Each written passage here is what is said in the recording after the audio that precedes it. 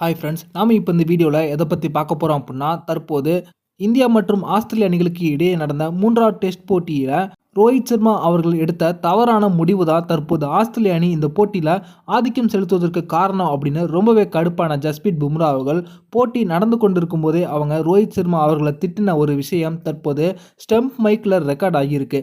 அது மட்டும் இல்லாமல் இவங்க 2 பேருக்கும் இடையே கடுமையான வாக்குவாதம் ஏற்பட்ட உடனே பார்த்தீங்கன்னா ரோஹித் சர்மா அவர்கள் மைதானத்திலிருந்து வெளியேறிட்டாங்க. இதனால் மற்றொரு ஃபீல்டர் உள்ளே வந்து அவருக்கு பதிலாக சப்ஸ்டியூட் பண்ணியிருக்காங்க.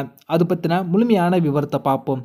இந்தியா மற்றும் ஆஸ்திரேலிய அணிகளுக்கு இடையேயான 5 போட்டிகள் கொண்ட பார்டர் கவாஸ்கர் டெஸ்ட் தொடரில் முதல் போட்டியில் இந்திய அணிக்கு கேப்டனாக இருந்த ஜஸ்பிரீத் பும்ரா அவர்கள் பார்த்தீங்கன்னா 295 ரன்கள் வித்தியாசத்தில் வெற்றியை பெற்றுக் கொடுத்தாங்க. 2வது போட்டியில் உள்ளே வந்தாங்க ரோஹித் சர்மா.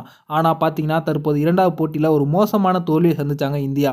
அதன் பிறகு 3வது டெஸ்ட் போட்டியில் தற்போது இந்திய அணி டாஸ் வின் பண்ணி ஃபீல்டிங்கை வந்து தேர்வு பண்ணாங்க. இதனாலேயே ரொம்பவே கடுப்பாயிட்டாங்க சீனியர் வீரரான ஜஸ்பிரீத் பும்ரா.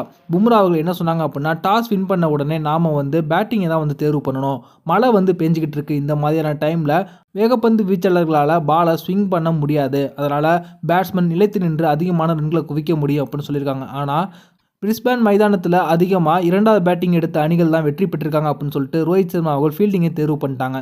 போட்டியில் தற்போது பார்த்தீங்கன்னா ஆஸ்திரேலிய பேட்ஸ்மேன்கள் முழுமையான ஆதிக்கத்தை செலுத்தி கொண்டிருக்காங்க. 405 ரன்களுக்கு 7 விக்கெட்டுகளை இழந்து ஒரு வலுவான நிலைமையில் இருக்காங்க.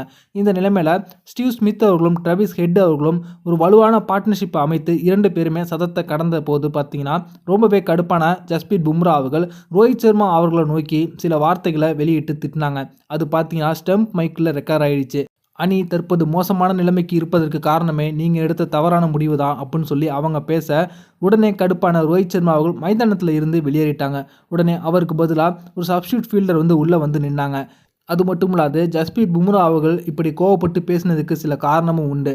அவங்க பிளேயிங் லெவலில் தொடர்ச்சியான மாற்றங்களை வந்து ஏற்படுத்துவது இந்திய அணியோட டீமில் ஒரு பிளவை வந்து ஏற்படுத்துது அப்படின்னு சொல்லியிருக்காங்க. ஒரு அணியில் ஒரு வீரர் சரியாக விளையாடும் போது அவங்கள நீக்காமல் தொடர்ச்சியாக வாய்ப்பு கொடுத்தோம் அப்படின்னா அவருடைய ஆட்டத்தில் அடுத்தடுத்த போட்டிகளில் முன்னேற்றம் ஏற்படும். ஆனால் இவங்க முதல் போட்டியில் வாஷிங்டன் சுந்தர் அவர்களுக்கு வாய்ப்பு கொடுத்த போது 60 ரன்கள் அடித்தாங்க. 3 விக்கெட்டுகளை வீழ்த்தினாங்க. அவரை 2வது போட்டியிலேருந்து தூக்கிட்டாங்க.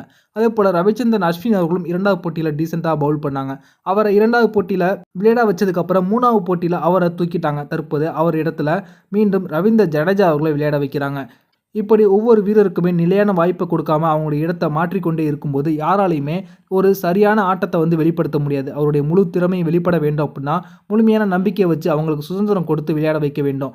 ரோஹித் சர்மா அவர்கள் தற்போது தொடர்ச்சியாக தவறான முடிவுகளை எடுத்து வருவதுதான் இந்த தொடரை இந்திய அணி இழப்பதற்கு முக்கியமான காரணமாக இருக்க போகுது அப்படின்ட்டு தான் ரொம்பவே விரக்தி அடைஞ்ச ஜஸ்பிரீத் பும்ரா அவர்கள் இப்படி அவங்க கோவப்பட்டு மைதானத்திலே பேசியிருக்காங்க. இதனால் பார்த்தீங்கன்னா தற்போது ரோஹித் சர்மாவுக்கும் ஜஸ்பிரீத் பும்ரா அவர்களுக்கும் இடையே ஒரு பயங்கரமான மோதலே வந்து ஏற்பட்டிருக்கு. அது மட்டும் இல்லாது 2வது நாள் ஆட்டம் முடிஞ்சதுக்கப்புறம் ட்ரெஸ்ஸிங் ரூம்லேயே இது தொடர்பான வாக்குவாதம் நடைபெற்றிருப்பா தகவல் வெளியாகி இருக்கு.